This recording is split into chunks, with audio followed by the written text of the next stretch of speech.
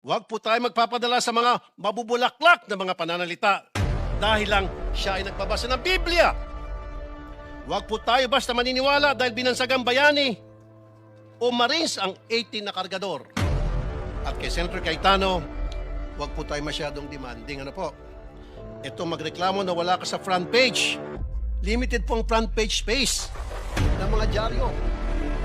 Kaya pili lang po talaga ang nalalagay dyan. Pero hindi ibig sabihin hindi na sila patas.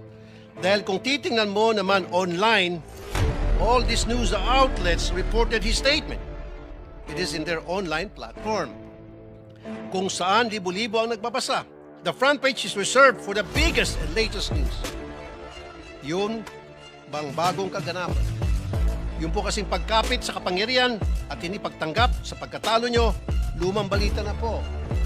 But nevertheless, it was reported upon. Igugan niyo po yun.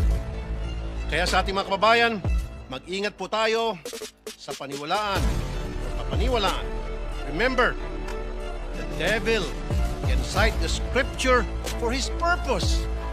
No more, no less. When Jesus went into the wilderness to pray, the devil tried to tempt him 3 times. But as he was failing to tempt Jesus, and as he was getting desperate, what did the devil do? He quoted the scriptures from the book of Psalms.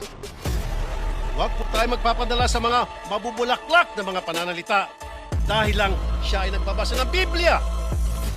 Huwag po tayo basta maniniwala dahil binansagang bayani o Marines ang 18 na kargador. Buksan po natin ang ating mga mata, tenga at utak. Huwag po tayo magpapadala sa mga live selling nila. Tingnan niyo po kung sino ang nagbebenta. Kasi kung mahistory yan ng pagpuputol, hindi tayo maingat, tayo na pong susunod na biktima nila. And before I end, I would like to remind my colleagues here in the Senate to please be very careful in calling out some people as bayani, putting them on a pedestal dahil hindi naman talaga totoo. Because that will be a reflection of you. Tatawagin mo ang mga taong umami naman na nag-deliver ng mga kickback kung sino-sino pong si Pilato. So therefore, matatawag siyang sindikato. So kung tatawagin mong bayani ang isang sindikato, sindikato ka rin. As simple as that.